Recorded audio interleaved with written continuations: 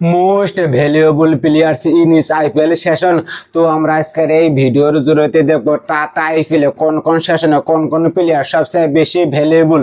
2008 সালে শ্যান ওয়াটসন, 2009 সালে অ্যাডাম গ্যালসিরিস্ট, 2010 সালে সচিন তেন্ডুলকর, 2011 সালে ক্রিস গেল, 2012 সালে সুনীল নারিন, 2013 সালে শ্যান ওয়াটসন, 2014 সালে গ্লেন ম্যাক্সওয়েল, 2015 সালে আন্দ্রে রাসেল, 2016 সালে বিরাট কোহলি, 2017 সালে ব্যান স্টকস, 2018 সালে সুনীল নারিন, 2019 সালে আন্দ্রে রাসেল, 2020 সালে জফরা আর্চার, 2021 সালে হার্ষেল প্যাটেল, 2022 সালে জর্জ বাটলার, 2023 সালে শুভমন গিল, 2024 সালে সুনীল নারিন, 2025 সালে সূর্যকুমার যাদব।